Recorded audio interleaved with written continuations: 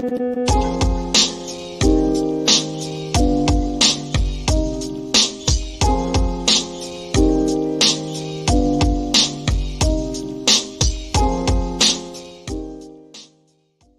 like to know if any of the Democrats on this committee are employing Judge Merchan's daughter. Do you know what we're here for? You know we're here about AG. I don't think you know what you're here for. Well, you the one talking about. I think your fake eyelashes are messing up. No, what you're ain't reading. nothing. Hold on. Listen. Order. Mr. Chairman, That's beneath would even you you please regain order of your committee? Order. I do have a point of order, and I would like to move to take down Ms. Green's words. That is absolutely unacceptable. How dare you attack the physical appearance of another person? Are your feelings hurt? Her words down. Aw. Oh, girl, baby girl. Oh, really? Don't even play. Baby girl? I don't think we are going to so. move, and we're going to take your words down. I second that motion. Ms. Green agrees to strike her words. I believe she Chair should recognizes apologize. No. She Perry. should Okay, apologize. hold on. Then after Mr. Perry's going to be recognized, then Ms. Green I'm not has 4 minutes and apologizing. 21 Well, seconds. then Okay, you're reserve not the right to striking your object. words. I am Mr. not Chair, apologizing. Now let's go. Come on, guys. Why don't you debate me? Mr. Chairman, the think minority. it's pretty self-evident. Chair you're not. Yeah, you're out not. of order. You don't have enough You're out of order. intelligence. Chair recognizes Mr. Perry. Okay, move to strike I'd like to strike those the words lady's as well. I move to I would strike- like Order. Strike the lady's as well. words again. That's 2 requests to strike. That's 2 requests to strike. Oh, they cannot take the There's words. another motion to strike her words again. Ms. Crockett. I'm just curious, just to better understand your ruling. If someone on this committee then starts talking about somebody's bleach blonde, bad built butch body, that would not be engaging in personalities, correct? A what now? I make a motion to strike those I words. don't think that's Hold on. part I'm of it. trying to find clarification on what quality. Chairman, motion to I had strike no those idea words. what you just said. We're not gonna do this. Look, you guys earlier literally just. Oh, said You yes. just voted to do Y'all did it. it first, so you You don't want to just talk about voted to do it. Order. God, I could watch this all day. No, I could watch this all day, man. This is great. Wow. I mean, the house is like the legend of the house goes back to literally beating people to death with canes. So, false eyelashes isn't going to really hurt anybody. True. That was. You gotta love this green. This green is a lightning rod, Hunley. She's a lightning rod. Oh, yeah. Wow. I love this lady, bitch. How do you like the chairman sitting? He's just like he doesn't know how to deal with Massey. anything. Oh yeah, but look at what's his name. The guy next to him had the used to have the thing on his head. The minority leader. Yeah. Oh, he was Wow. loving it. Wow. Holy crap! It I mean, that continued is to get entertaining. It's like That Hi, dude, Jeff, they go- I have hearing aids. I don't know what anybody's saying. Yeah, I mean that false eyelash quote was just brilliant. That should go in the House's Hall of Fame. Oh yeah. Anyway, nice way to open a nice light Friday. Apparently, this whole thing took place during the What is that? hearing on what's his nose, Garland. I don't know. Garland? it's, Oh, no, whatever that's why they were video is there? Playing on. That's why they were there. Yes, yeah, for the Garland. hearing. I didn't know. Yeah, that. that's why it was like Wow. yeah, that's what started the whole thing. Is they were saying, So it "Hey, was are you Marjorie working for Taylor Marchand's?" Greene versus Crockett and AOC? Yes. It was like a tag team, like a wrestling 2-on-1. Yeah. Marjorie Taylor Greene needed Boebert or Yes. someone to come in and help her, so there could be 2 girls on 2 girls. Was there a backup woman? Yeah, a nice handoff. What's that? Yeah, well, Green seemed to be handling herself pretty well. Yeah, no, Especially she was fine. AOC was funny. He's like, "Oh, how dare!" She was just set up so perfectly. Right. Wow. It's really getting contentious, isn't it? I mean, if any more people resign, they will take the gavel out of Massey's hand. So his days will be numbered shortly. If they offer any more benefits to any Republican House members, they will be leaving by the end of the week. Yeah, I will not put that past them at all. I mean, the fact that nobody interviews the people that left. We actually had another story. Go ahead. No, the fact that nobody interviews the people that left and to find out what they're going to be doing next. I find to be bizarre. Like, where are you going? What are you doing? How much did they pay you? What is your future? What is it? What's going on? I mean, there seems to be no follow-up on these cats. I mean, Santos left, but he's fighting to get back in. That guy was forced out. He may run again, Santos, out of Long Island. Nobody's criticizing Santos any longer. No, he shouldn't have resigned. It should have been just like Menendez, who we also have a story on, and stay in there and say, "Oh no, screw you." Yeah. I'm going to fight. Force a vote to get you out. I mean, these people. Menendez is going to be an interesting one because Menendez is the anti-Trump in terms of political trials and things that are happening with gold bars in your refrigerator, trying to blame your wife, taking bribes from the Turks and the Egyptians. This guy Menendez, he keeps avoiding getting convicted somehow out of New Jersey. True, and I take it back. Santos did get forced out. It was other ones that are resigning. I forget about that. But yeah, it's hard to keep track of everybody and what is going on. I hope he does. Well, that was the reason I defended Santos, was simply because as Santos goes, so goes the rest of them, because he started that domino effect. Not him personally, but they will take it any way they can get it if they can eliminate a Republican. And of course, he was replaced by a Democrat in the House. They lost the race. And, you can't give up a seat like that, based on some ethics violation. I'm sorry. Let the people vote them out. Let the people of Suffolk County, Long Island, vote the guy out if they feel strongly about it. But that's not what's going on. And the phony outrage against Santos, while Menendez has gold bricks in his freezer, is obviously laughable. Well, and you know damn well that the Democrats would not have voted him out like the Republicans. Of course not. Look at Menendez. I mean, he's a Democrat. No way. Right. I mean, he'll stay there until they pry his cold dead fingers off the chair in the Senate. Without a doubt. But speaking of, shall we say, undignified behavior, we have the illustrious Robert De Niro apparently spouting off on The View, talking about vicious Donald Trump, meanwhile being a complete vicious twat. He may have the worst case of all the Trump derangement syndromes, Eric. This guy may be so stricken by it and so terminal that there can be no treatment for this man. It could be terminal. One thing, I don't know if you remember when he went off saying that there's no way he could play Trump in a movie because Trump is too evil and blah, blah, blah. And people were like, well, wait a minute, you played a taxi driver, you did this. And I'm sitting here thinking, yeah, there's somebody else that he played and nobody I saw talking about it. What about this guy? Oh, he played Satan himself. Yeah, he played the devil. Yeah. So, Bobby De Niro, I'm sure that your opinion means so much in between your bouts of, what is that word again? Copper. I think it's his own projection of himself. I mean, this is a coprophagiast.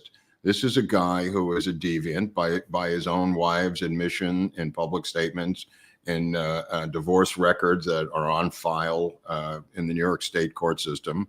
You can read about this guy's deviant, psychotic behavior of himself. I think he projects onto Trump to distract attention of his own deviancy. I mean, this guy is a cocaine snorting coprophagiast who has abused women, and it's all in the divorce papers that his wife filed against him. This goes way back. I mean, he is a freak, and the idea that he goes after Trump so vehemently, I think, is the parallel look at his own evil and his own insanity. I mean, what is this guy's problem? What does he get? My Wi-Fi, by the way, is horrible. Okay. Oh, you look good. It looks all right. It's a little. The audio is a little specky, but the rest of the visuals okay. Okay, I'm just letting everybody else know. So if it goes in, out, understand. I'm in a hotel, and obviously, like typical hotels, it's tin cans and string, and we're struggling, but we'll keep going. Okay. What else do we have? Oh, that dude, somebody got sentenced today. Oh, Oh, a Somebody murderer, we've been a mass talking about murderer, and wondering where he Some- was. a killer, a mass killer. You know the No, court he system. was not a murderer, but he does like hammers.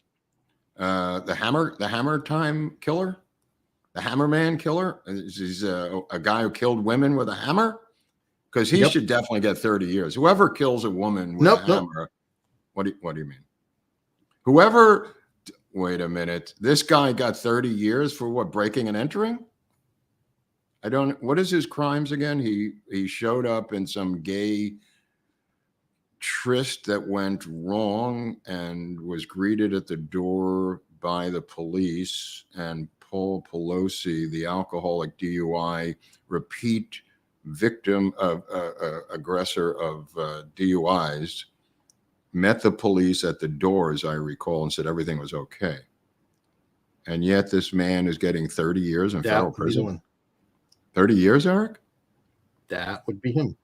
That would be him. Wow. I mean, if anything, the guy, David DePape, seemed to be mentally ill, Eric, from what the limited exposure I saw of the guy.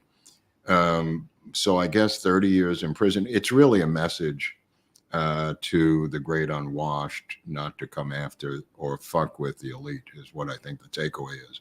I don't think it has anything to do with the crime, anything to do with breaking and entering. I don't think it was a kidnap attempt. I think the guy was in there for some sexual kind of a thing, and it got out of hand, and somebody called the police. And even Pelosi, Paul Pelosi, said everything was fine.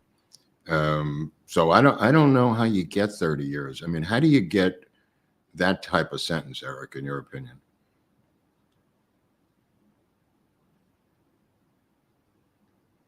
You attacked the wrong person. Right, but it's not even the right person. This in is the wrong area. I mean, this is the husband of the person who's the Speaker of the House. But nobody's above the law, nobody's below the law. And yeah, but how much influence does he have? Who, Paul? Paul Pelosi? Or I mean, remember, he's a lot of the money. Paul Pelosi has a ton of money and influence in the area. This is San Francisco, which is extremely left.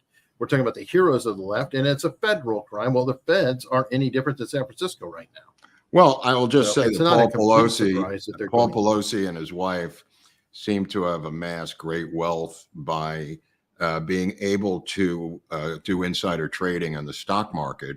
And people have put up charts after chart after chart of her being ahead of the curve on certain stocks and having the ability, because there's no law against it, on trading, with having insider trading in the House of Representatives and in the Senate.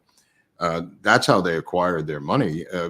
Paul Pelosi has no special insight into any business. He is a guy who his wife has picked these stocks from her own inside information in the House of Representatives, from what I understand. Oh, you mean that she's not an investment genius, Mark? She apparently is. In a way that takes advantage of the situation of laws that she refuses to change.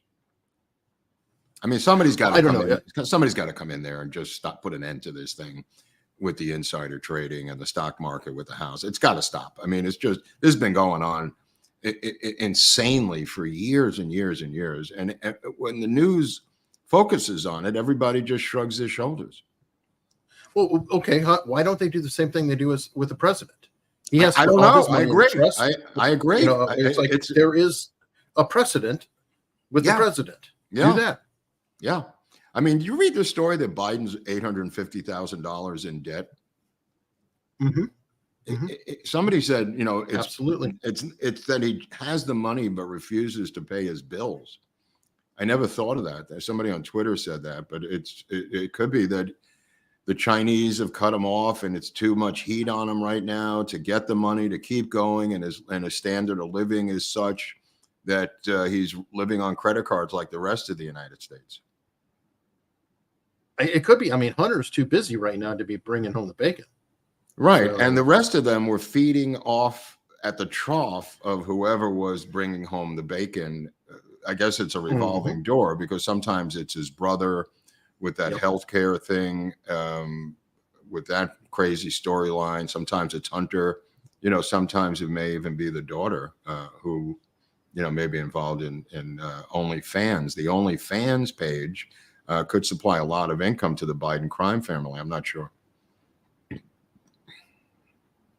Speaking of Ashley, did you see that earlier this week she wrote a letter to the judge and thus confirming finally from her own hand, if you will, that diary is real? Right. Well, she didn't do this out of the gratitude of her heart. They're going to convict that person and sentence them to 30 years in federal court. The DePape situation here is going to lead to the person being convicted and sent to federal prison for 30 years. That's the next domino to fall, because if you think the Pelosi's are big, this Ashley Biden diary, which is actually her fifth step, which was found in a halfway house where she had come out of rehab into a halfway house, and that was her fourth or fifth step in 12-step parlance. That woman, who eventually passed it up the line to O'Keefe, that letter was to help the judge put that person away for the rest of their life, for finding and passing that step guidebook along to the next person. That is going to be an interesting sentence. And I don't even think Ashley Biden is doing it. I think they're making her do it,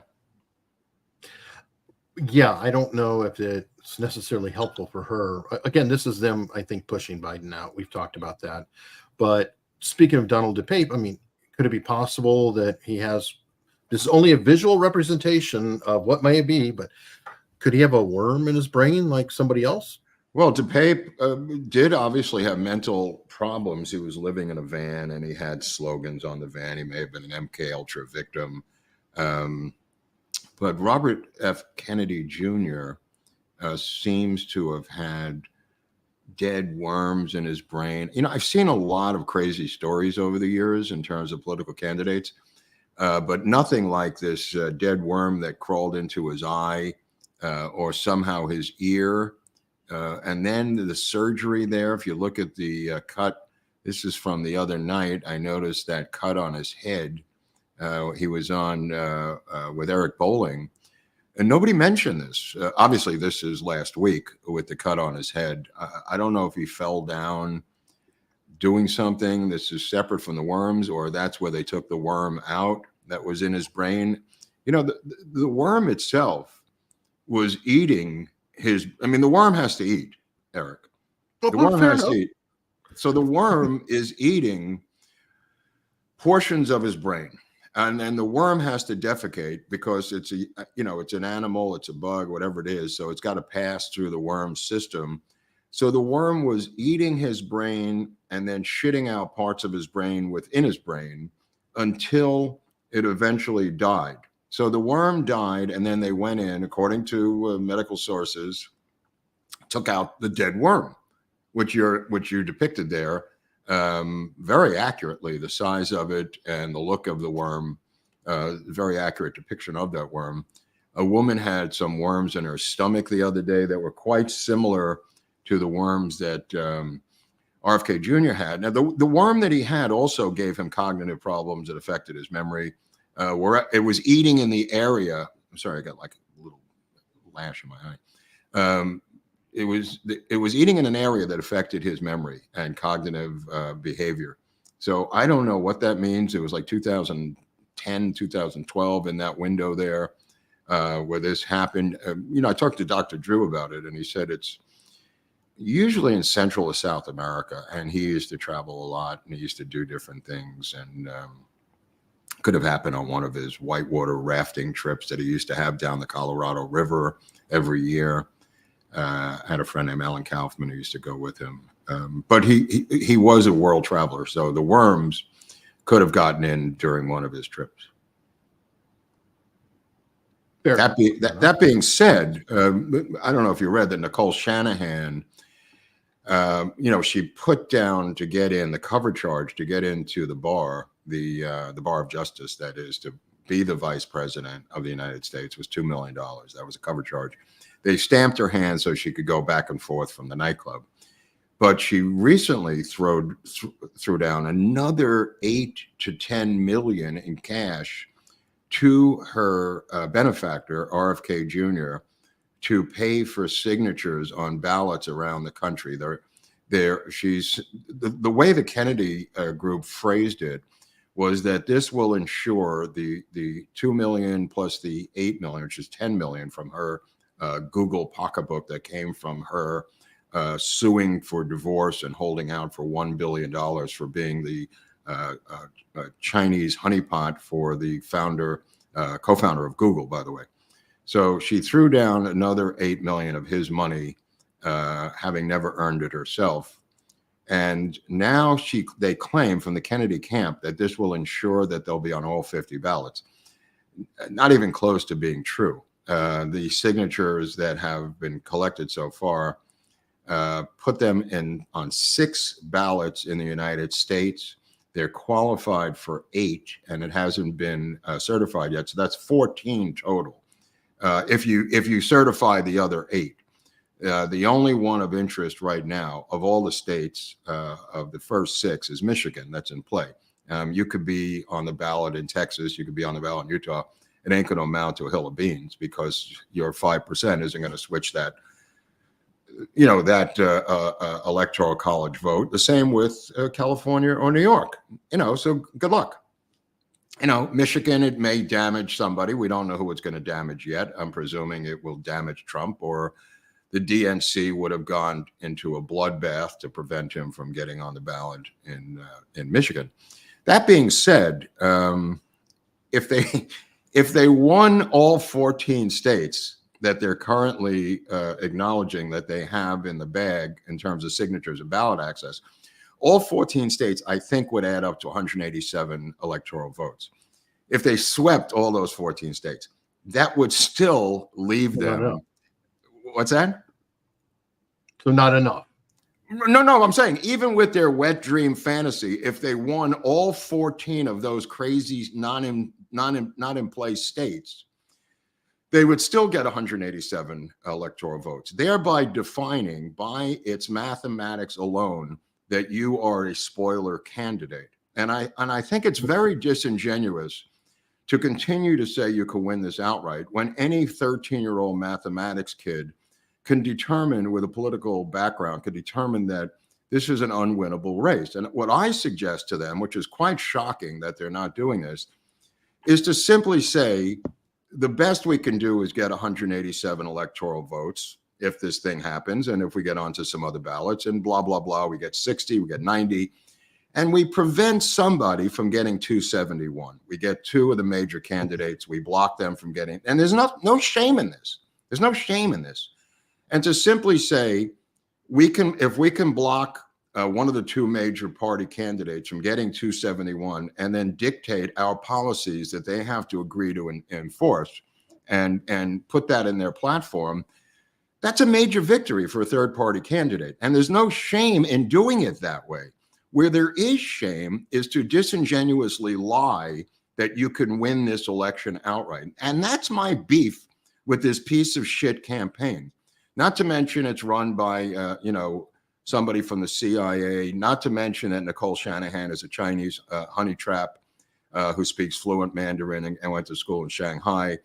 All of that being put aside, the fact that this man does not come out and say, I know that I can extract promises by blocking one of the 2 candidates from getting to 271, because that's what George Wallace would have done. That's what any third party candidate can hope to do, especially if you're as ideological as RFK Jr. is. If you can extract from Donald Trump or from Biden X amount of demands, there's no shame in that. And yet that's not the route they're pursuing. And that's gutless, because you have a cult following now of people who are psychotically following you. And you read them on Twitter saying he can win this outright every single day. Everyone knows that's a crock of shit, including him. They'll get their 5%, their 7%, their 2%, their 12% in some markets. Great. That's wonderful. But there's no way on the planet Earth, besides 2 of them dropping dead or one of them, dropping dead, and you're the nominee of some libertarian or liberal party line and lightning strikes from the sky. But it's so disingenuous the way they're playing it, Eric, that it's infuriating. Because the way I described it, there's no shame in doing what I said, saying we believe this about vaccines, we believe this about the climate, we believe this that the other two party candidates don't believe. And if they're short of 271, we will use our electoral college votes to extract these demands from them. There's nothing wrong with that. And yet they won't say that. They won't say it. Has anybody else pointed out that 187 is the radio code for murder? Almost like it's murdering campaign. The electoral vote? Well, it's going to change. Yeah. I mean, they're going to. It's going to. I know. I'm just saying it's a coincidence right now that if they did theoretically get it, they'd still be killing somebody. Right, but he's going to get on some additional ballots that could get him more electoral votes. The point of the matter is they're not going to win Texas. They're not going to win Florida. They're not going to win New York. They're not going to win California. They're not going to win Utah. They're not going to win any of these states. The only place they're going to do damage is in these battleground states, you know. And even there, what do you win? What's your prize? What do you win? You know, you knock off Trump in Michigan, let's say. Okay, so Biden wins Michigan. What does that do for you? What does that do for you and your psychotic followers who believe that you're the most righteous man ever to come down the pike in political history? A man whose entire family has denounced him. A man who is arrested multiple times for heroin and drugs and has problems with tapeworms in his brain and all kinds of other issues. Okay, so you've got a cult following. That's wonderful. You know, what does that do for you when you provide an avenue for one or the other candidates that you supposedly despise from knocking off the other because you picked up 7% in fill in the blank battleground state? Really? What does that do, bro? Because I'd like to know. I know you're demanding to get on the debate stage on June 20th and in September, but it's not going to happen. It's not going to happen because neither party is going to allow it to happen. CNN's not going to allow it to happen. And you could have your side discussion afterwards. You could have a parallel debate. You could set up a podium on another screen and have like RFK at a podium alongside the two of them with his own camera, Eric, which is what I'd recommend. But yeah, I mean, where does this go, bro? Where does this go? Play it out. Where does this go? It goes absolutely nowhere. He is rolling this Shanahan chick now somewhere in the neighborhood of $12 million she has dropped on this campaign that could have helped the homeless, that could have helped the border crisis, that could have helped heroin addiction, that could have helped a lot of things that they believe in. And getting signatures at a Kmart is not really the righteous move of a guy who's a true believer. Yeah, the sad thing is, though, Mark, truthfully, she has $2-3 billion. Yeah, the amount of money she's putting in. She got him for $1 billion. She got him for $1 billion originally. So I don't know if she's got $2 to $3 billion, Eric.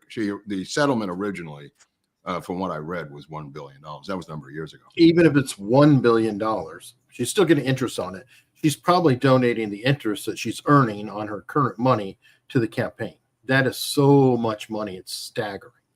Well, I don't know. I'm just saying that $12 million could have helped a lot of people. I don't know what world. Oh, I agree, but I know that sounds crazy, but what's that? I don't think they're really worried about that, Mark. No. I'm saying the hypocrisy is breathtaking. I know they're not worried about it, but the hypocrisy of not worrying about it and thinking you're going to knock off these people and not become victorious yourself. I don't know where the the heroism of that is going and taking 5% in Michigan or 7% and knocking off one or the other guy. Because any way you look at it, he's going to knock off one or the other guy in a battleground state. That's true. Well, I want to share a video that does cheer me up, and I did think it was fun. And we can segue from this to our current issues in New York. Now, this is my friend Ian Corzine, one of the lawyers who comes on the panel covering this particular video.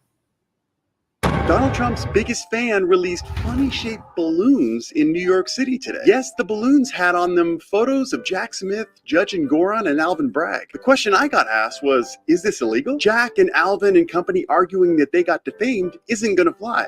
Because they're public figures who have a higher burden of proof, and the fan has the First Amendment on his side. But believe it or not, NYC has a law that says you cannot release 10 or more helium-filled balloons within a 24-hour period in the city. So yeah, the fines the fan is going to have to pay are up in the air, but he's not going to jail or anything.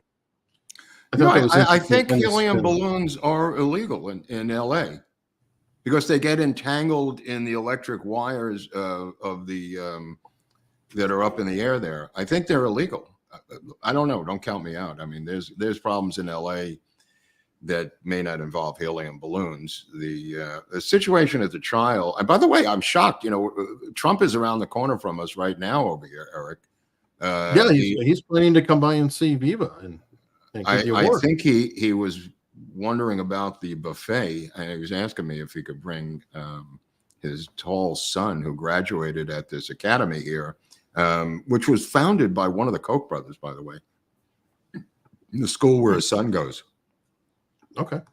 That makes sense. I am shocked that the judge let him out to do this and cancel court. Really surprising that this judge, and he may be buckling under the pressure, Eric. You know, he may be feeling the heat to let Trump go down there and cancel today's court case. I mean, he said repeatedly he wasn't going to do it, and yet he did it. Maybe it's I don't know. I have trouble thinking this judge is going to do anything in the long term for Trump's favor. So if he does this little BS thing, which is, okay, lets him go to his son's graduation, he can say, no, I was just and fair. Well, I railroaded him in the courtroom and ran the thing like a kangaroo court. I let him go visit his son for graduation. See, I care about people. That could be his one little concession to say, no, I'm a pure jurist who has the defendant's rights in mind. Well, it could be that June 20th, the reason, I don't know why Biden picked June 20th, but it could be the sentencing date of Donald Trump for this case. And he won't be able to make it, and there'll be an empty chair on the stage at CNN, and Biden will famously say, I'm here to debate my partner, my opponent, but he has been convicted and is in state prison at this time, unfortunately for him. And I think it may be a political stunt they're setting up for the first debate. Could be. I wouldn't put anything past any of these people. Yeah, I mean, look, my take on the situation with the debates is Trump would be foolish to debate this guy because, first of all, you're ahead in every single poll. So number one, you don't need to debate. Number two, the debate is rigged. Number three, it's on CNN. Number four, he's going to get the questions. Number five, they're going to turn off the microphones. I can go on and on and on. But Trump being Trump says, yeah, let's get it on. They're going to attempt every electronic way, every single stolen Donna Brazil question way, every single turn off the mic way, to giving Biden the questions in advance way. And yet he's walking into an ambush with a lead. That's a schmuck. That's a schmuck. You don't really need to do this. You've got a lead. Let this guy, there's enough video of Biden bumbling and misspeaking without you forcing him to do it again on the debate stage. Again, this is CNN, so the viewership will be what the viewership is. It'll be obviously larger because it's a presidential debate. But I think I would say no to doing this if I was one of his advisors. It's just unnecessary, and Biden's desperate. They're desperate. That's why they're agreeing to do it. And everyone on the left is completely flummoxed as to why he's agreed to do this, Biden. And it's because they have seen the internal polling, and this is a Hail Mary. Don't give him the Hail Mary, for Christ's sakes. Just say, tough break, buddy. Keep going on your campaign trail in your basement. I'm going to speak in front of 100,000 people in Ridgeway, New Jersey, all around the country. I've got the ear of hundreds of thousands of people. I don't need to go on CNN. I don't need to debate a brain dead guy with dementia. I mean, seriously, Eric, I don't see the upside of doing this. So he. Not really. I thank you. I don't know. just my take on it. And I Well, just it think never came up. It never came up. Why now? Why so close to the They're desperate. 100,000 They're plus desperate. people coming? Yeah. The polls just going every which way. Now suddenly he has agreed. I don't know. I'd have to find it, but I could have sworn that Biden's like, no, I'm not debating him. And this is so early. They're even debating before they're officially nominated, which is unheard of. That's it's politics. desperation. It's politics 101.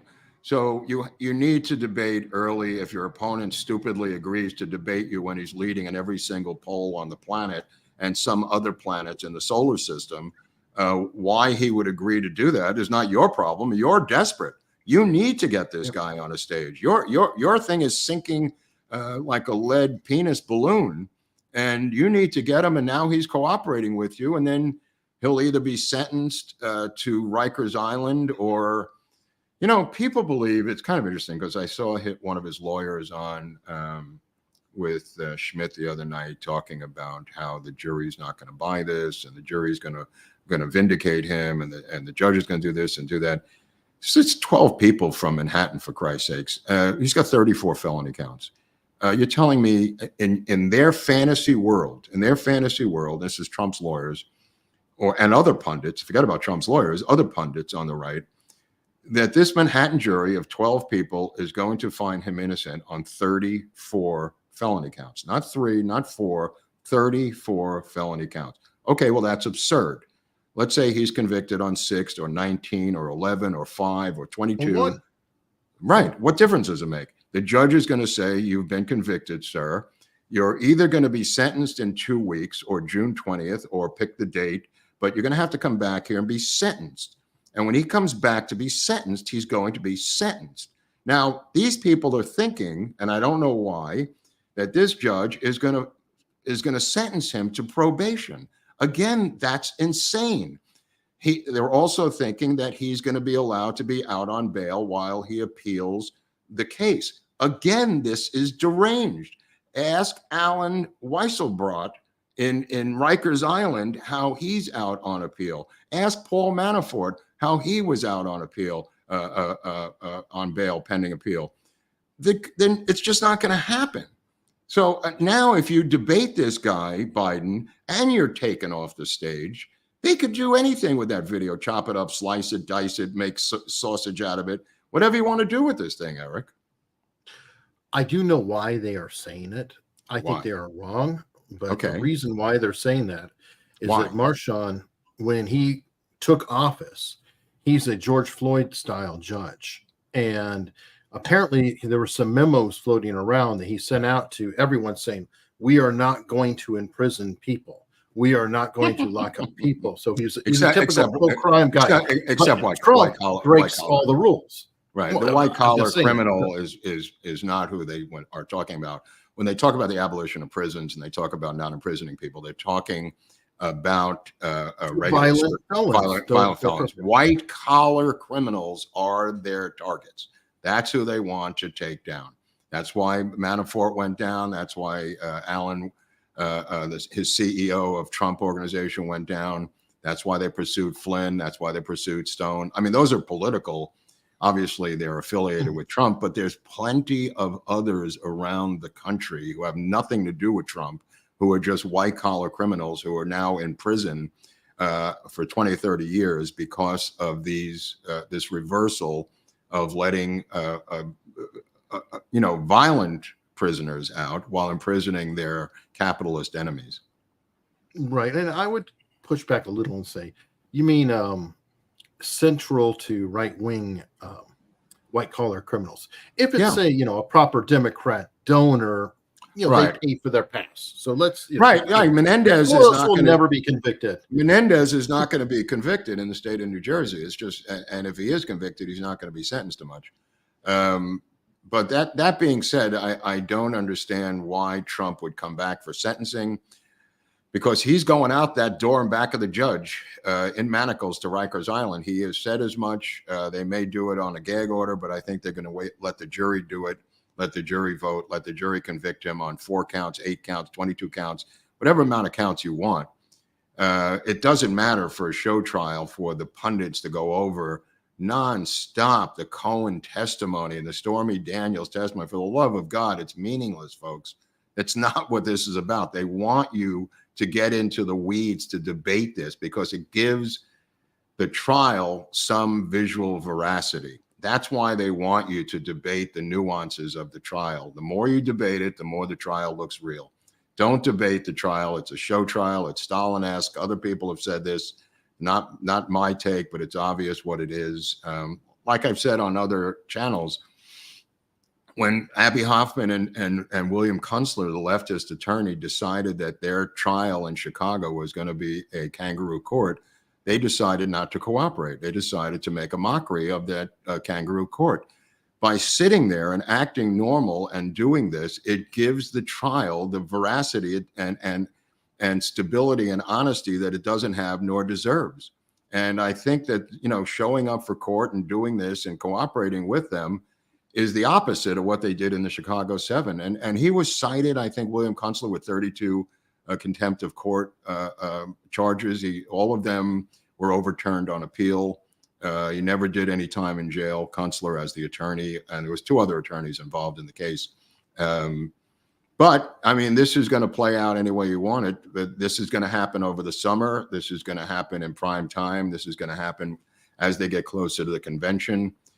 They're determining on offense what the penalties, what the time is going to be, what the charges are going to be. They're on the offense and they're losing, and yet they're still controlling the narrative here, Eric. All right. Somebody here, BME 15 just picked up something. This channel is so one-sided. In the bag for Trump. Who gives a shit about this piece of shit? Let's move on. We got other fish to fry. All right. The country's coming apart at the seams. They gotta listen, this is a douchebag. What do you got here? All right. The Trump trial, we've just been talking about this as coming up, blatant interference. There are some breaks. Phil Holloway, people might want to check him out, did break some video on Michael Cohen's lawyer has come forward saying, hey, go ahead and call me to the stand. He has perjured himself. I can prove it. I have all the facts, and we'll see if the Trump people actually call him there. But I think the trial's over. I mean, the defense is going to go for a couple of days next week, and then it's over. Right? I mean, the prosecution is arrested. Cohen was the last witness. So this thing, you know, unless they want to recall, they already cross-examined them. So, I mean, he's going to bring up his own witnesses. But that may be just a couple of days, and then it's going to be over, I think, by the end of next week. Right. All right. Well, we talked about this before. Now it's apparently official that cannabis or marijuana has been reclassified as a less dangerous drug. So it's from class 1, I think, to class 3. Yeah, again, medical meaningless. This is to get the pot vote by a desperate political candidate. This is the same as the student loans. This is has nothing to do with 1 to 3. Nobody's going to jail for marijuana. Nobody's gone to jail for marijuana in a long time. The only people were massive weight movers and people who had a long felony rap sheet who would not accept a plea deal. So this thing is again another niche market attempt by the Biden administration to shore up a small segment of their voter base, which is the weed people, which overlaps the tranny people, which overlaps the student loan people, which overlaps the illegal aliens in the census people. This is a weird consensus of a patchwork quilt that they're trying to stitch together for an electoral college victory of 271. Yeah. It's a weird group. Yeah. Makes sense. Now, back to one of our favorite topics, cameras in the classroom. Oh, yeah. Again, I mean, at some point, and, you know, people have said to me, you know, not everything is on camera. It's not about that. It's about the intimidation factor of having the cameras in the courtroom. It's super inexpensive. It's easily installed. It is a intimidation that you could be on camera. I mean, one of these teachers actually moved her victim's desk closer to her desk so she could rub his leg during class. You could fill in the blank as to the different elements of the story, but the reality of it is, if there are cameras in the classroom, it'll have an intimidation effect on much of this behavior. And you can study body language. You can see certain things that we don't know about that may have happened if there were, in all of these cases, if there were cameras in the classroom. Because like people have pointed out, a lot of the sexual stuff does not happen in the classroom. Yes, I understand that it's happening in the back of a car, it's happening in somebody's house, it's happening somewhere else. But it starts in the classroom, and that's why we need cameras in the only place in our culture that does not have cameras, which has our most valuable commodity, America's children, in it. There's a reason that they don't want cameras in the classroom. They do not want to be filmed or recorded doing things in the classroom. I mean, what are you afraid of? I mean, what is the fear? Sure, the teachers union will walk out over it. Good, let them go. Let them walk out. Make it like the air traffic controllers under Ronald Reagan. Fire the bastards. Get them out of there. They're never going to roll over on the cameras in the classroom, but you threaten to cut off federal funding. Let's see what happens. Go to war.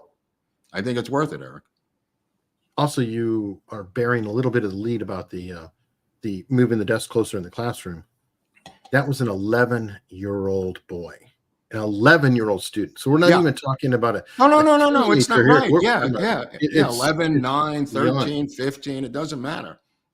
You know, this guy, Wiener up in San Francisco, who's one of the state senators up there in San Francisco, he's the one who famously passed the legislation of the 7-year law, which allows you, if you're 22 years old and gay, to have sex with a minor if it's within 7 years. And he said that this is what his people wanted up there in San Francisco, and that's what they got. This 7-year law allows a 22-year-old to have sex with a 15-year-old. So they are really, really pushing this thing to get minors and have them sexually involved with them. But in the classroom itself, there's no boundaries. There's no boundaries. It's 11 years old, 13 years old, 15. The only thing that could stop it is recording them on film and using it to turn over to the police. That's it. I mean, we can't film them everywhere, but you can, like with a lot of crimes, you could stitch together places in gas stations, in banks, in the classroom, if you had that, and put together a montage of events. Yeah. Well, then, and I mean, I'm just saying too. You could just go, why is that desk closer to her? You know, what's going on? So, the physical arrangements, or things like that, or she admitted she moved it closer to her so she could have intimate contact with him during the course of the class. I mean, she's admitted that, but we wouldn't have known that unless she admitted it, Eric. Exactly, and it's irritating too, because just everybody who goes, Van Halen did "Hot for Teacher" and all that, just reverse the genders. Okay, just reverse the genders, and everybody would say, "Oh my God, that's sick." No, I'm just saying these are sick people. These people need to be incarcerated. They're mentally ill. They need to be put away. They're dangerous. They can't be teachers. This is an all women profession now, essentially. There are very, very few male teachers. It might be 80-20. I don't know. Maybe somebody knows the exact stats out there, but this has become an entirely female profession at this point. And, most of these women are extremely hot, and that's only because that's what's going to attract a teenage boy. And a lot of them are married or about to be married. I found just an anecdotal survey on my part over the past. I mean, I started covering this story, I think 6-7 years ago. Posting and writing about it, and it's just gotten worse and worse and worse. There's nothing cool about it, by the way. Speaking of speaking of women going wild, we had a great communication device. It's kind of a whim between New York and Ireland. Oh, what is Dublin, this thing? Yeah, what is this thing about? Yeah, this is apparently women have decided that it's really Mardi Gras, and they're looking for beads to be thrown, so they're flashing the portal.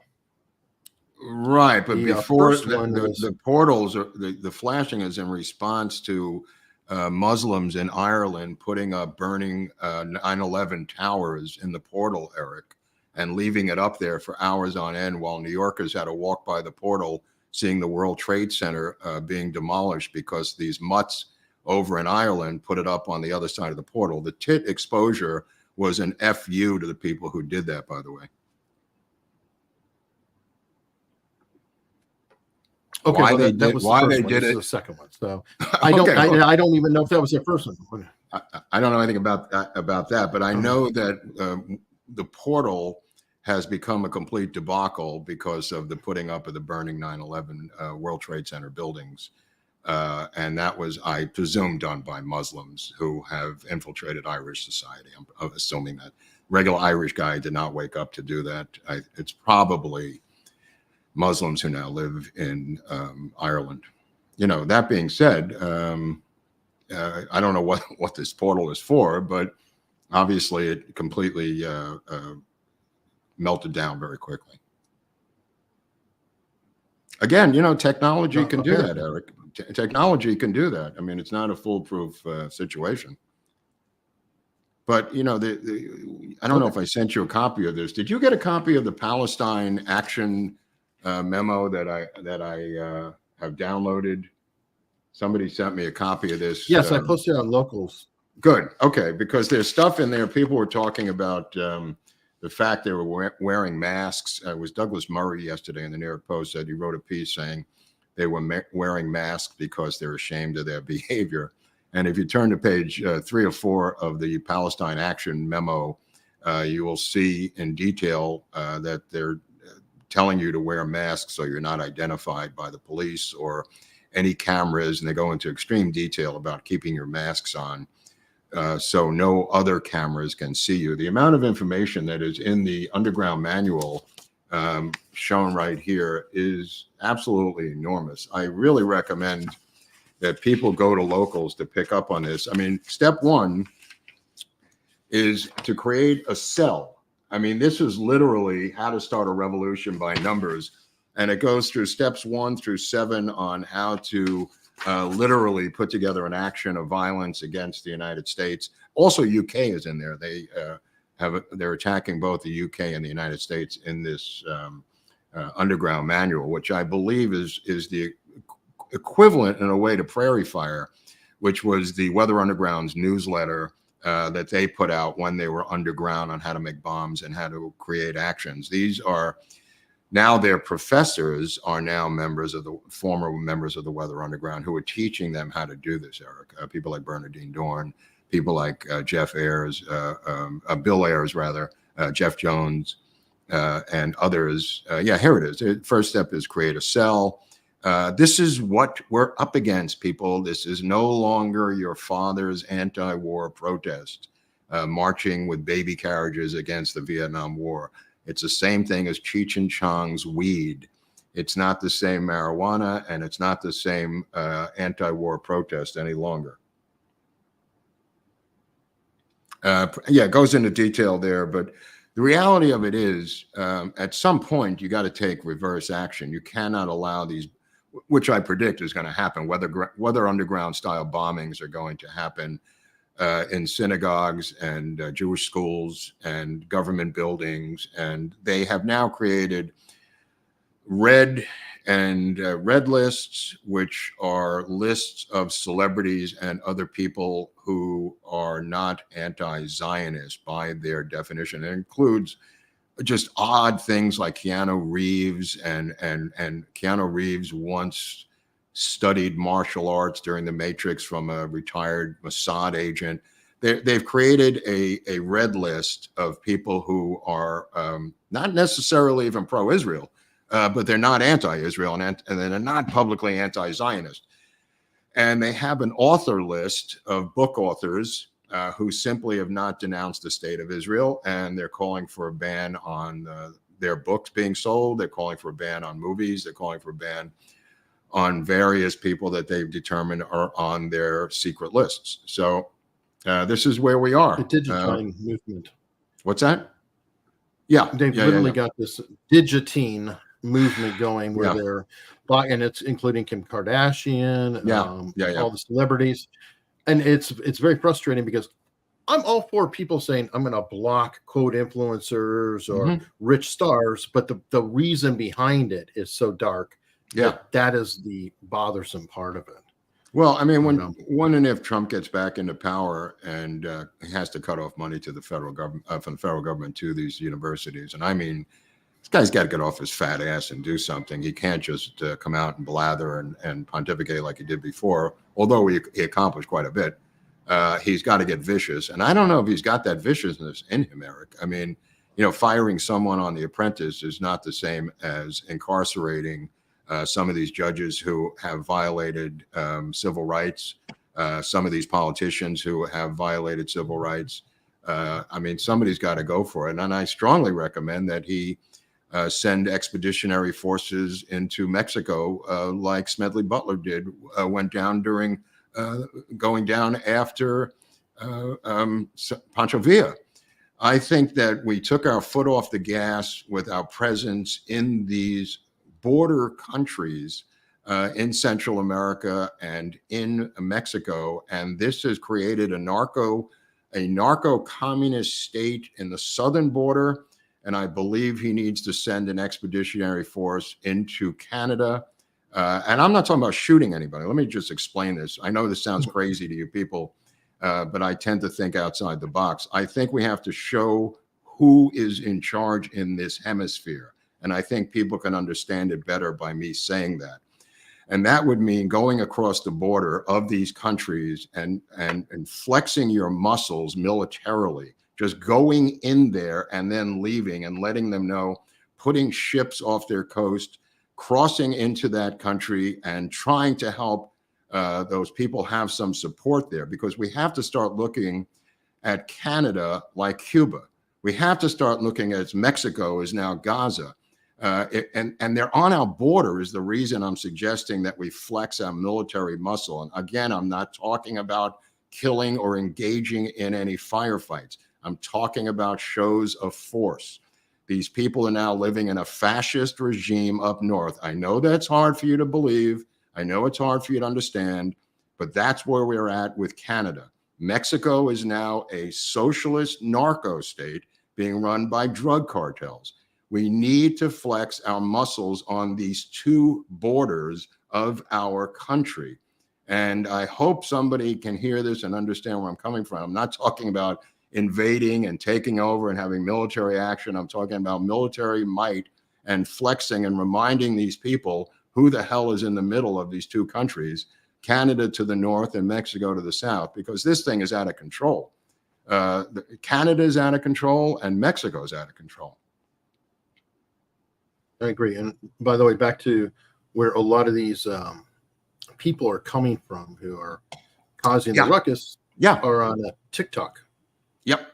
And you sent me this story, which you want to fill in? Frank McCourt. I mean, that's his wife.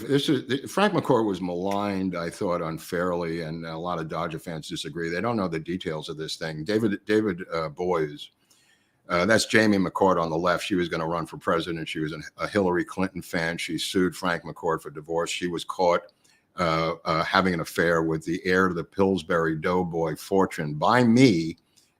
Seeing them at the stadium canoodling. I broke this story before it even happened. She was having an affair with the heir to the Pillsbury Doughboy fortune, the Pillsbury fortune, and McCourt divorced her, and she lawyered up with David Boies. David Boies was the Clinton attorney. Jamie McCourt wanted to run for president. She began to put together a presidential exploration committee with a Hillary Clinton aide. Nobody knows this story. David Boies was hired by her, and she got out in front of this story by putting together a full 10-page interview in the LA Weekly with a cover story that David Boies set up with a writer from the LA Weekly that spun her case against her husband, Frank McCourt. Frank McCourt then famously divorced her, sold the Dodgers to Guggenheim Fellowship. He still owns the parking lot, which is a massive revenue maker for him. He owns all the parking. He's still a multimillionaire. He came from development. He came from building from back east, from Boston. I've never seen him be a douchebag. I know people say he's a douchebag, but it all came from his wife, and it all came from David Boies, and it all came from that Clinton smear technique used against Frank McCourt. Now, that being said, apparently Frank McCourt wants to buy TikTok, and I'm all for it. Somebody's got to. It would be it'd be fantastic if he could buy TikTok. Yeah, and do the same thing Elon Musk did and release exactly. The algorithm, open source it, let people start poking at it, saying, what's going on here? What's happening? I think that's what he's. That's what would be amazing. I think that's what he wants to do. He's been quiet for a number of years simply because he's got other interests and he's raking in cash from that parking lot. I mean, it's like $50 to park there. I mean, it's absurd, but you don't have to park there. You can walk in or take a bus, whatever you want to do. But the reality of it is he's flush with cash. Yeah, no, I think that would be truly amazing. By the way, he could have every reason in the world to do it. He could be like, no, I have to buy it. I have to separate all the Chinese espionage code. And the best way I can do that is by being transparent, and transparency for the win. Yeah, no, I'm rooting for Frank McCourt. He's never, again, I never saw the downside of Frank McCourt or his sons owning the Dodgers. I've seen George Steinbrenner being convicted in federal court of illegal campaign contributions to Nixon, and he owned the Yankees, and nobody said a goddamn word about it because the Yankees kept winning the World Series. Just because you're a fan of a team doesn't mean you have to be in bed with the ownership. That being said, because I actually, the current ownership, the guy Mark Walter, who I famously got fired from the newspaper for printing about his affair with a coworker at the Guggenheim Fellowship that owns the Dodgers. He bought her a house in Malibu. He moved to Malibu. He had a wife and kids in the Midwest. And I got a Bill Singer letter from a Singer letter, as Barnes calls it, from his attorney to cease and desist about the true story of him having this affair with this woman and buying her home. There's a coworker, a woman who was a vice president at Guggenheim. But Frank McCourt's a douchebag, but not Mark Walter. All right, let me go through some super chats. We get a lot of love in here. Lawrence Boatner's a new member. John S. with 20 pounds. Hi, guys. Say hi to President Trump. Bet he's an AUS fan. We're counting on it. I'm hoping he shows up tomorrow with his 11 Secret Service agents. I think he had with him today, with snipers on the roof. Luckily, apparently. I imagine so. Basil Beshkov coming in hot, $50, starting off with a bang, and he sent that in early, so he's helped the show. He's on the big board. Yeah, he is. Dick Dickerson gifted 10 AUS memberships. Dickerson, our hero, appreciate it. He did want to defend himself, though, saying, I'm not addicted to giving memberships. I just love you guys. Hopefully some of the deadbeats in chat will pay it forward. Oh, right. Thank you. That would be great. Thank you, Dick. Thank you. We definitely love you too, man. Dustin, on his way to West Palm. Safe bet right now. Nobody is, quote, higher than him. Oh, so because he's in a plane? Wi-Fi on the plane. I hope. He's in a plane. I must get tickets in the autistic row or something, because I every time I get on a plane, there's some kid nonstop who's 3 or 4 years old, just going batshit crazy for the entire flight. And the parents, they seem to be immune to these kids, Eric. They could throw stuff around the plane, start a riot. The parents are just completely zoned out. And this kid sitting in front of me, just nonstop from before we even took off, scream. And I'm talking about like a 4-year-old, almost a 5-year-old, screaming nonstop, throwing things, kicking, screaming. The parents completely oblivious to the kid, completely oblivious. Let me guess, it's probably the same parents, like, I hate to say it's usually women, but the ones who drive by and cut you off and their head does not turn or rotate. They very focus forward. You're like, no, you can see me here, you stupid idiot. Oh, I see what you're saying. Yeah. It's the same. It's that same, blinders. Oh, they did have blinders. You're right. They definitely have. The entire section is like just shrugging, going, come on. Like, what's the deal here? Do something. And they got headphones on. They're watching Killers of the August Moon or whatever that movie was. It took 4 hours to watch, the exact length of the plane flight, which was great. I appreciate Martin Scorsese coming up with a film equal to my flight from LA to Miami. I really love that. A crazy movie, without a doubt. I mean, one of the worst actresses I've ever seen in my life, who plays the Native American woman. Just absolutely terrible, and magnified because she's up on the screen in scenes with De Niro and DiCaprio and these veteran actors, John Lithgow, and holy crap. Just to have a Native American woman who can't act for the sake of being Native American, I guess you can't get Meryl Streep with a headdress on anymore. You know, you got to go with this politically correct casting. But dear God, there is no Meryl Streep of the Native American culture. I'm sorry, that doesn't exist. Maybe in some fantasy world it exists, but there is no Native American. Even Marlon Brando couldn't find one. Even Marlon Brando couldn't find one. I mean, that's why you take a star and make them into another nationality instead of getting the actual nationality. It's the craziest idea I've ever heard in my life. Yeah, and let's be serious. I mean, there are a lot of Latina actresses that are very similar. A lot of Latina have Native American roots, and they're probably very much capable of the test. Top talent in the world. Could be. Yeah, could be. But the point of the matter is, I mean, they may have needed her for nominations, or they may have needed her because she was Native American, or whatever they needed her for. It was a crime against theater because she is so blown off the screen by these veteran actors that it looked like a war crime, for Christ's sakes. I was cringing watching her. Wow. You know, I guess the only way they could get away with doing that, Mark, would be if they had a trans actor. Now, if they had a trans actor, then that would probably be allowed. Even the trans actor, there's one actress who's an actress who's trans, and I don't mean Paige. I'm talking about this other one. Now says that she's established herself in her career. She is refusing to play any trans characters. So knock yourself out. So she's out. If you got a trans character in your movie by accident because you happen to stumble onto a script that had a trans, you're not getting her. She's out. Okay, well, as long as that's covered. Al wrote in, unfortunately, had to adjust my travel plans. I'll be arriving late for the meetup tomorrow night. Hope to see you all at some point at the hotel. Okay. Hope so, Al. Hope so. Yeah. Sorry that, I mean, I hate that when the travel's screwed up. Dick Dickerson said, go Rangers. Texas or New York? Good question. Mm-hmm. I'm guessing Texas if it's baseball, right? Yeah, but it's only May. So, I mean, they are an interesting championship team. So maybe some of the New York Rangers. I don't know.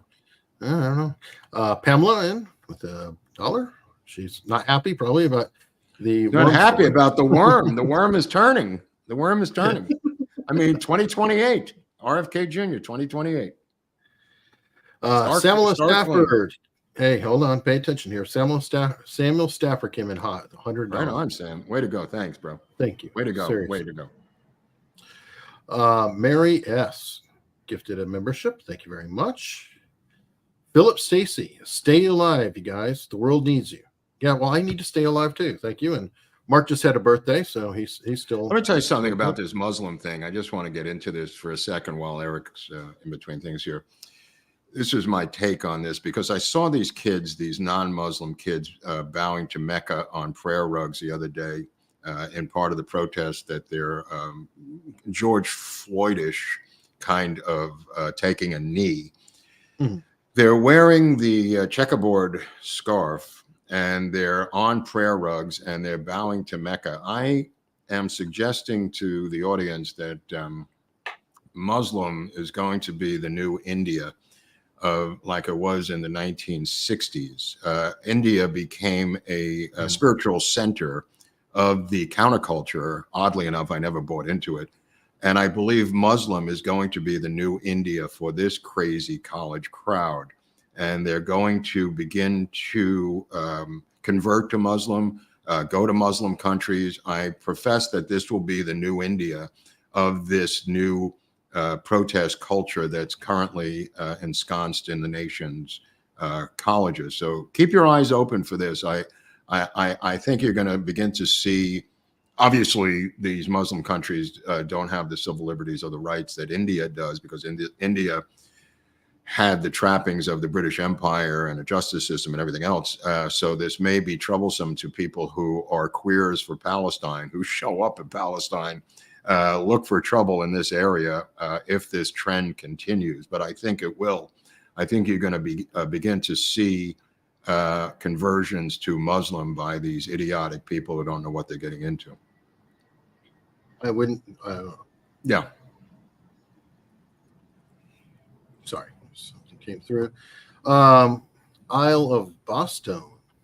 Biden made all the demands for the debate. Trump should have made one demand. Both Biden and him have a drug test the night before coming on stage. How about moments before, if he's pumped up? Well, I mean, it's funny, but I mean, the reality of it is, I don't see the upside for Trump. I just don't get it. These guys are desperate. You're allowing them to be on the same stage with you. Granted, he's the president of the United States, but so were you, a couple minutes ago. And this guy's got dementia, and they're controlling the acoustics, the room, the questions, the people from CNN. I mean, it's just too many variables for you to just think, I believe arrogantly, that you're going to walk in there and clean his clock. I mean, they'll jack this cat up on all kinds of drugs before he goes out there. But like I said, it's not just him. There's no audience allowed in there. It's going to be closed circuit. It's going to be a studio that CNN controls. Do you trust CNN, really, after everything we've been through? Do you trust the new Donna Brazil, really, after everything we've been through? Give me a break. Give me a break. Well, especially her. No, I'm saying the new Donna Brazil. No, not her. The next Donna Brazil. At some point, you got to learn your fucking lesson and not keep going back into the lion's den and getting your hands bit off, saying, hey, maybe this time, maybe they won't be so harsh this time. Maybe they won't break all the rules this time. I mean, you got to learn at some point, people.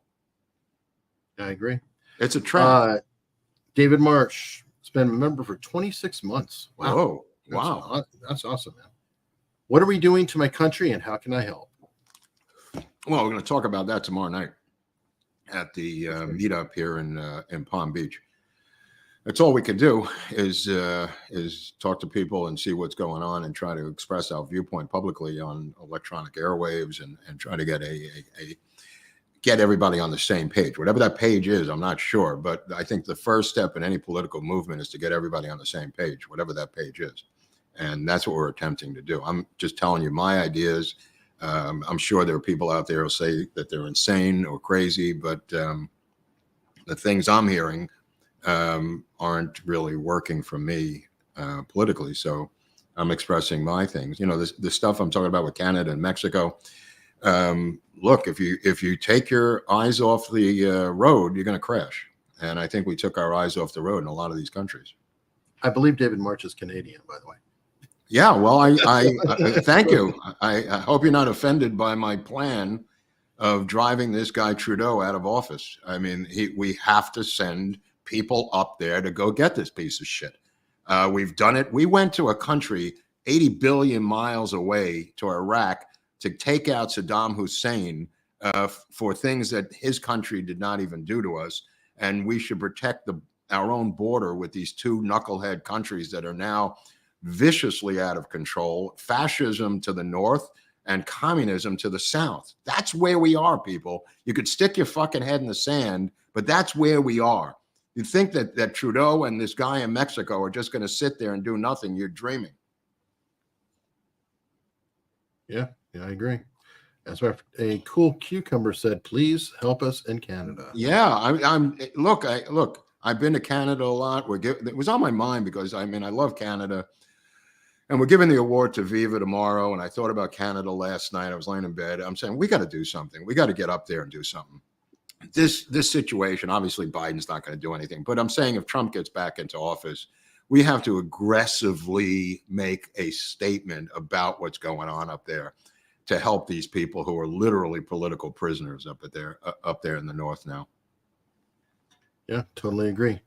Now, I pulled this story. I don't know if you saw this or not. It is so typical. You have all these DEI hires, etc. This is literally somebody who ran DEI at Facebook and Nike. What were they doing while they were working as a DEI person?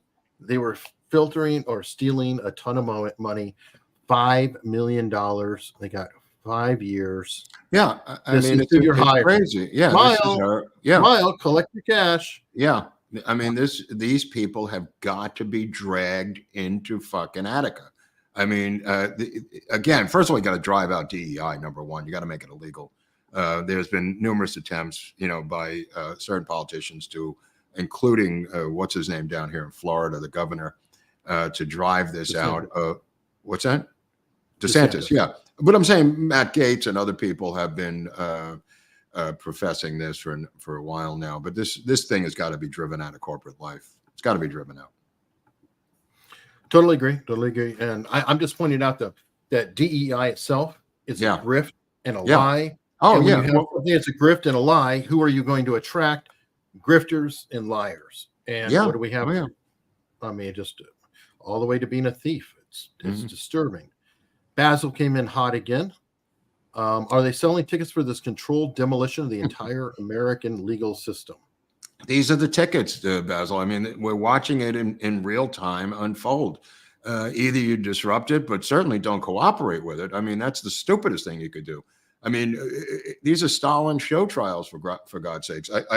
Look, you may not be able to blow up a Stalin show trial, but certainly, don't walk in there with a suit and tie on, smiling like this is going to go well if the chips fall in the right direction. That's not going to happen anymore. I mean, how many more of these do we have to see? How many more Paul Manaforts? How many more Roger Stones? How many more Flynns? How many more Alan Weisselberts, from the Trump organization do we have to see before we realize this is a movement? This is a Marxist movement. We're in the middle of a Marxist takeover. If this guy wins the election or steals the election or does anything with this election on November 5th, we're done. We're done. There's people on the right, there's people who are conservatives who seem to think this is just another election. It's not. It's the last election. Get it through your fat heads. I know you've got kids in college. I know you've got stocks. I know you've got property. It doesn't mean anything. I know you're hoping and you've got wishful thinking. The party is over, bro. This is what they're doing. Whether you believe it or not, it's not going to change what they're going to do. 4 years of a Biden second term, you're not going to recognize your street corner anymore. That's how much radical change is going to happen. They're going to put taxes on the mileage of your car and put in kill switches on new vehicles, which they already have. I mean, the amount of draconian changes that they have planned are going to make your head spin. Yes, I know you live in a rural area of Louisiana. I get it. You don't think it's going to affect you. You're dreaming. You're dreaming. Fight back now. Pick a state and go to work for Trump. A battleground state, I mean, not your own state. All right. PD said, agree with you, Mark. The majority of Canadians are being bullied and thugged by the voters of Socialist Toronto. Yes. The population of that city dictates policy for the rest of us and is ruining us. Got to get up there. You have a cousin down here that can help you. And I profess that we have to do something about it. And I mean aggressively. We have to roll in there and say the party's over. We have to roll up in there as if it is Costa Rica in 1960 or Cuba. It's enough already. They're not going to stop. And I say this to you because you're Canadian. All right. BTK said VPs were the ones to do the dirty work. Trump MTG. Interesting. Well, it's also insurance for impeachment or assassination. That's why I was thinking of Kerry Lake or Matt Gaetz or her or, anybody who's not normal. He'll probably try to pick a normal person because that's traditionally how it's done. But this is not traditional anymore. You need to pick somebody, we said last week, we're going to get into it with Agnew. Agnew was forced out by a physical threat by Alexander Haig, who said, if you want to do this the easy way, you want to do it the hard way. That's how they played it back then. And we need to begin to play it that way now on our side, because playing it by their rules is not going to lead to us winning anything. agree. Let's see, I had a couple rants in here. Entry required on Rumble had a Rumble rant saying, rough around the edges here with my young and youthful looking Mrs. Entry required, who celebrated her 54th birthday last night. We're both looking forward to the show tonight, Mr. Entry required. So tonight show, this one? I can't show it. It's a Rumble rant, but No, but he's talking about tomorrow or tonight. Is he saying last night was her birthday, and okay, she was celebrating. So happy birthday! Happy birthday! And Shelley of Texas said, "Enjoy your show. Thank you."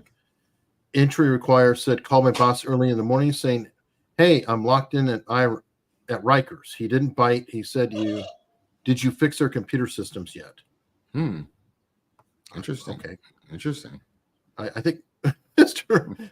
Entry required may be tipping one. PJ Park, JD said, happy Daniel Perry Day. That's right. Who? Daniel Perry was pardoned by Governor Abbott. He was the one who Perry. That's in Texas. Somebody's gonna have to fill me in on this story because I'm forgetting what the story is. Daniel Perry did what? I'm forgetting too, but he shot somebody. I forget what it was, but I think he got caught up in that whole George Floyd type of bullshit. Was really innocent, but I don't know for sure. It's been a while since I've seen it. I apologize, but I do believe it's a good thing. Entry require said with another rant, Trump needs to send expeditionary forces into California, Arizona, New Mexico, Oregon, New York, Georgia, Wisconsin, Iowa, etc. Well, those could be done with U.S. Marshals. I mean, he threatened to do that previously. Those can be handled by the U.S. Marshal Service. You don't need an expeditionary force. But I remember when Smedley Butler, in our episode on Smedley Butler, went into Mexico with his Marine Expeditionary Force to go after Mexican banditos and to stop the equivalent of the drug cartels back in those days. That's what needs to be done now. I've said this even before the Canadian thing started, but now Canada needs it as well. The Mexican situation has got to end. You got to go down there and kill some drug cartel people. I mean, that's a military situation down there. I don't think Canada's gotten to that level, but I think you have to begin to saber rattle to our neighbors to the north and south. I don't even know what else to tell you. Totally agree. Scott Binbo says, tomorrow helping out at Barb's Dog Rescue in Mexico. Canada condo has 4 TVs. Wish me luck. Mexicans are crafty / not logged in. Meetup people in Airbnbs. Get on it. That's funny. He's going to single-handedly increase our subscriber number. That's funny. I like the way he rolls down there. Yeah, I like that. Yeah, I mean, I'm waiting for the Mexico audience to appear in our stats. Well, we have Justin a lot of people said, in UK and a lot of people in Scotland and a lot of Irish. Yeah. And a lot of Australians. Those, yeah. Swedes. The Council of Future. Hold on, go back. That was a good one. The Council of Future Conflict is already on it. Viva was a guest on their stream in April. Is that a real thing? The Council of Future Conflict? Yes, it sounds like something that's where he went up Comics. But it's called the Council. Trump Jr. It's called the Council of Donald Future Trump Jr. was down there with Kim Guilfoyle. Right. But what does that title mean? I don't know what the conflict is. I mean, it could be a conflict between Democrat and right and left. I don't know, but they are up there doing a thing. I thought it was curious because I was like, Donald Trump Jr.'s in Canada, nothing to do down here, bored. So I don't know. Brian D said there's something. This is a little something for missing out on last week's super chats. Miss you too, but totally understand. Thank you, Brian. And yeah, last week really sucked. We were hoping to get on and delayed the time, and no, Mark managed to attract solar flares and destroy LA's internet. Apparently. Well, I'm on the other coast now, so this is working great, except for you. Now you've got problems. Right. Some figures. Yeah, of course. My internet's MMCS. great. Now, I see that and hear that. Thank you very much. And James J. Mockumentary recommendation, The Canadian Conspiracy. I think it can be found on YouTube. Funny stuff. Okay. Is that a real thing? I guess. It Okay. sounds like it's a movie and it's out on YouTube. Mhm. All right. And Alex Davy Duke out of Canada. We've got Canada's representing tonight. This is a lot of Canada here. Alex Davy Duke, who we met in Las Vegas last year. Hi, Mark. Maybe you need to create a guardian angels group that will monitor all the polls in all of the counties in Canada. We have scrutineers that represent different political parties that monitor ballots and prevent cheating. That's good. Well, I mean, that's just one aspect of the problems up there. We're talking about mass censorship, media censorship, all kinds of different issues other than just voting. I think they need to be reminded who their southern neighbors are, and what a Bill of Rights is, and what a Declaration of Independence is, and what it means to have due process and things that we took for granted that Canada had. But I never really looked and studied their government until recently, and how devoid it is of things that we take for granted here, even though ours have clearly been abused to fuck's sake. Theirs up there is just, I mean, no weapons, no nothing. I mean, it's just a nightmare. I think what he's saying is that we here in the U.S. should adopt something similar to their scrutineers for our ballots, especially come November. I think what he's saying, if I'm wrong, that we need to have the Curtis Lewa guardian angels head into Canada to whoop and holler and to put the fear of God into people. No. Read it. Okay. All right. Anyway, because they have the scrutineers already that check on the ballots to make sure that nobody's doing anything shady at the ballot box. Okay. Mo Bishop said, need a recommendation on the best book on LBJ. Love you guys. Well, Philip Nelson's book is good. Yeah. Or Caro. Philip Nelson or any of the Robert Caro books. I mean, there's plenty of books out there. I mean, they're all great. I mean, this is not a subject that has not been covered thoroughly. It's just the American people don't read books to learn anything. They learn it from other sources. But I mean, Robert Caro has written, I want to say 20,000 pages on LBJ. No, yeah, I mean, more than anybody. God. Justin Wright, it's not Trump Jr. The council is made up of vets and international security specialists and connections. Okay, so that's a different group. Right, but what is it? What is this thing? Securities. What is this thing? Well, I mean, it's a council in Canada, and I'm seeing security specialists, so it sounds like it's a military. Right, that's what I'm asking you. Yeah. Yeah, I don't know. Let me see. Scott Bimbo said, "Is Mark in a rental? Get on it." Probably is. A rental. I'm in Mexico. I'm in Acapulco. We're just going to bring in a bunch of Mexicans to start registering as subscribers. Oh, no. Okay.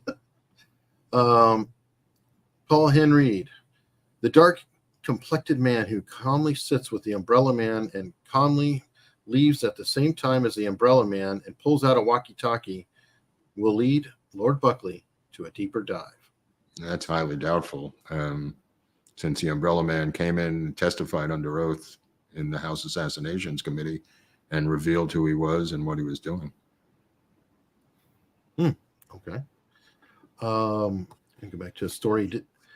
I don't know if you saw this, but Michael Cohen. What? Michael Cohen?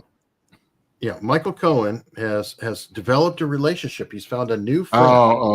Right. Yeah. Man, that's weird. Michael Cohen has found a friend in Rosie O'Donnell. Rosie O'Donnell looks like the singer-songwriter Paul, what's his name, from back in the day, the short guy who wrote a lot of hit songs. But I don't know. Not Paul Simon. No, Paul, I forget his last name. Actually looked like that. But yeah, I guess. I mean, this is a convicted perjurer. I mean, you know. Actually, no. That one thing came up earlier, and Phil Holloway's in town. He was talking about it. Michael Cohen is an admitted perjurer. Oh, I'm sorry. Actually was never convicted for it. No, I mean, no. The funny part is that even Judge Engeron wrote in his decision that Michael Cohen was a convicted perjurer. But Michael Cohen actually is not, and corrected Phil Holloway on Twitter and wants to file an ethics complaint against him. Again, my interest in Michael Cohen is severely diminished because it's just Paul Williams is one thing. Thank you, Andy. She looks just like Paul Williams.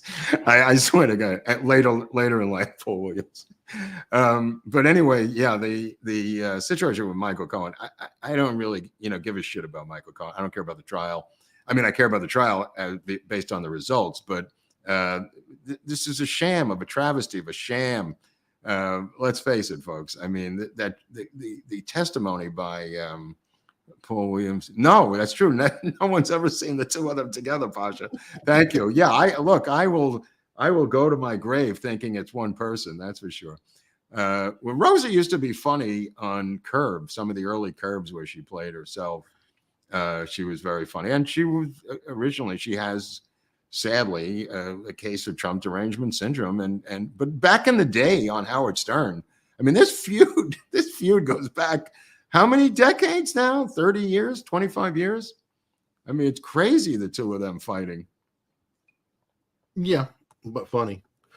I mean, his line to Megyn Kelly in the debate is, to me, one of the greatest lines in any presidential debate ever, especially that's when you knew he was different, because that question she asked him was a killer question. Like, you called women this, you called them that, da-da-da. And then when he said, only Rosie O'Donnell, it's a New York joke. Out of it. Yeah, it's a New York joke. It's a great line, and he deserves,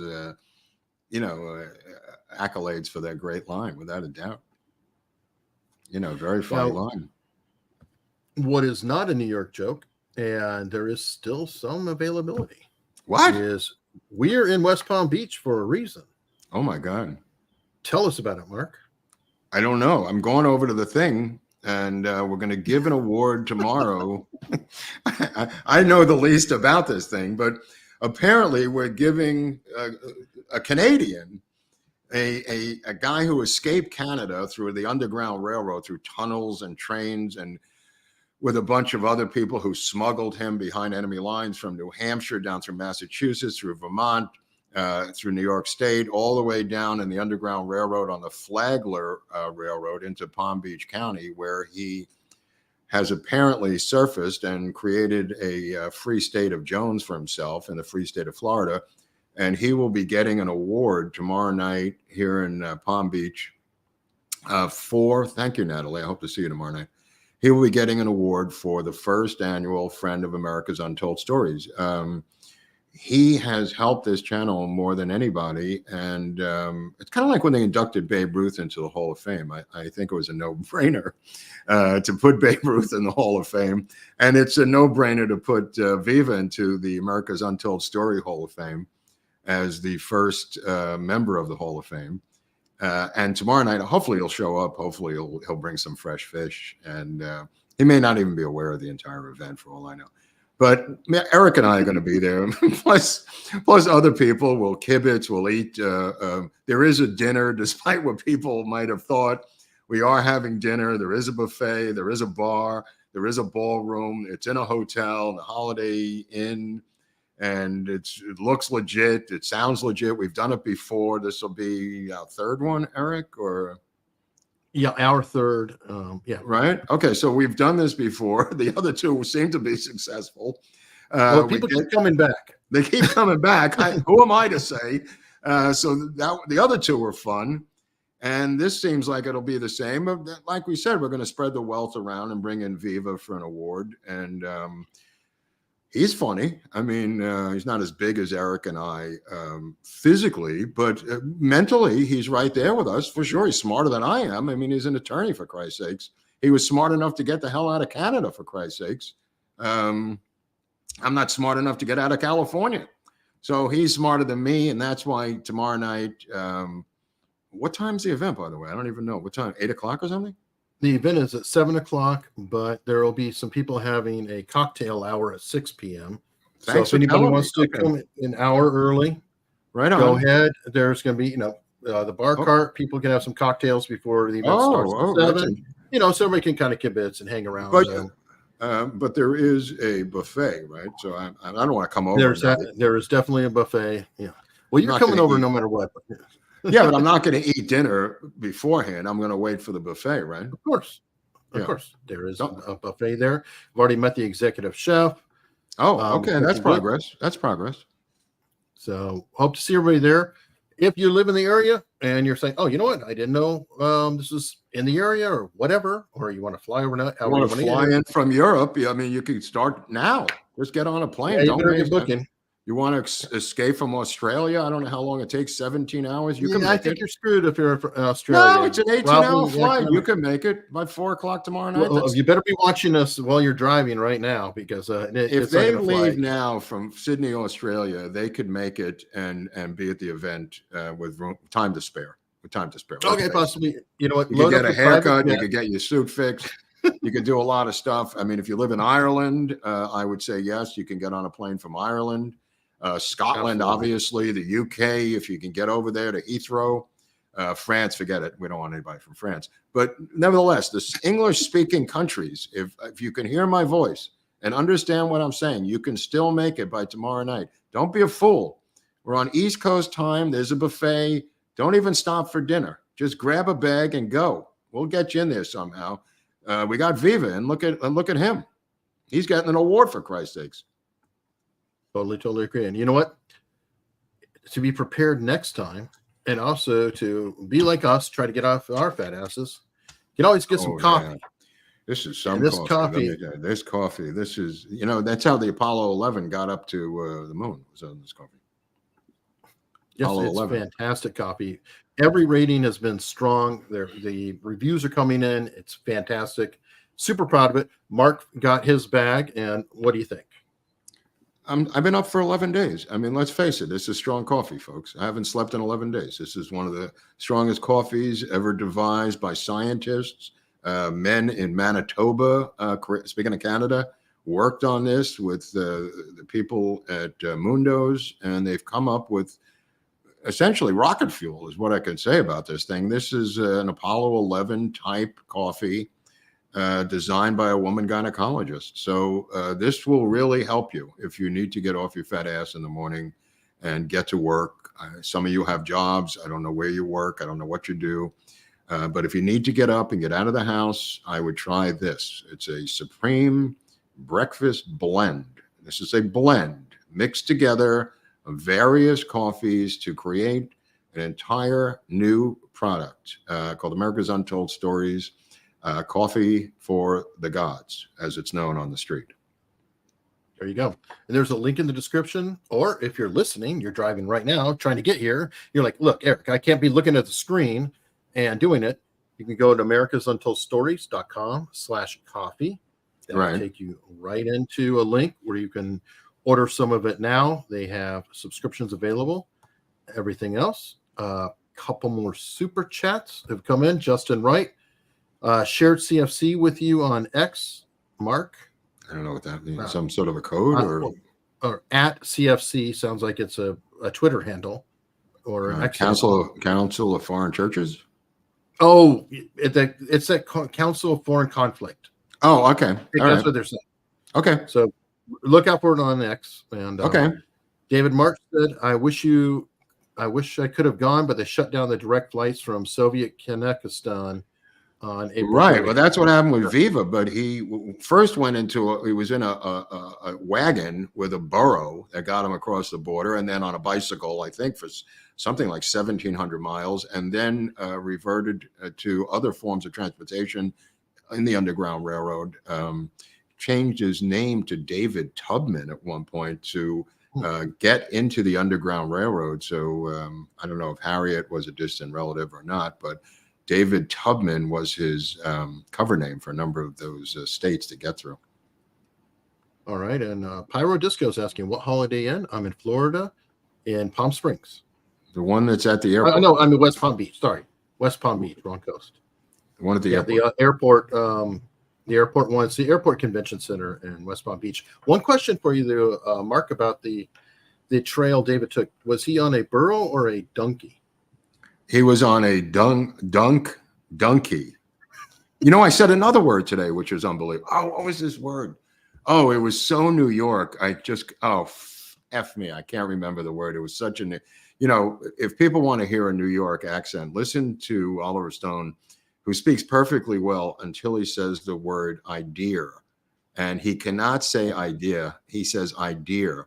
And it cracks me up every time in the commentary track.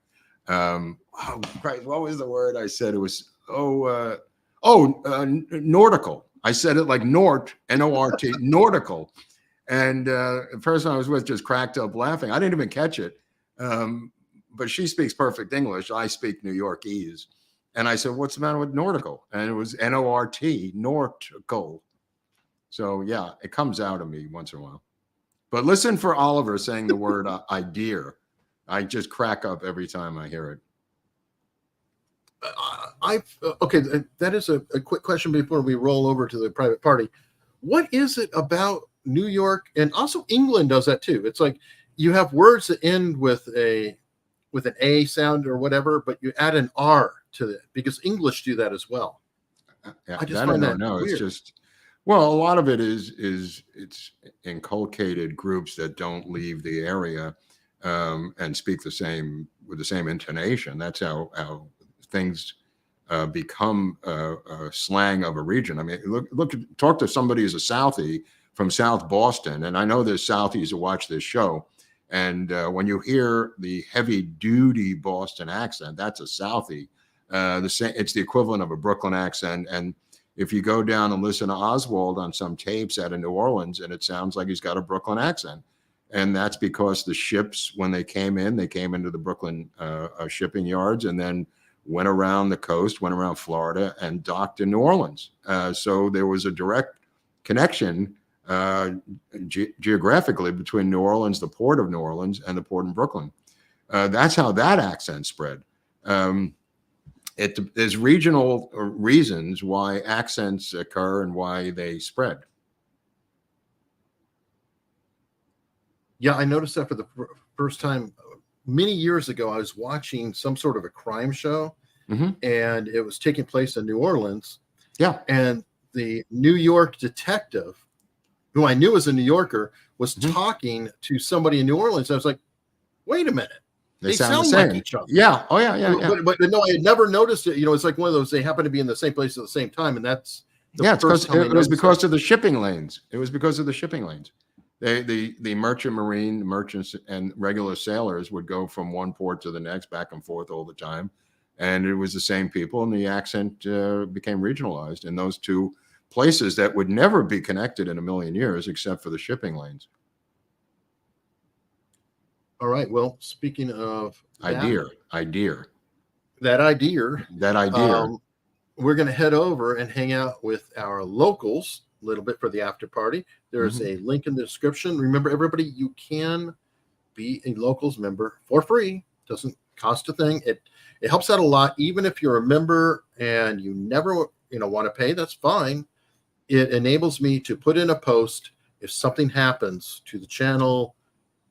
Things are getting heated as the election season goes on and on and on. We're always at risk.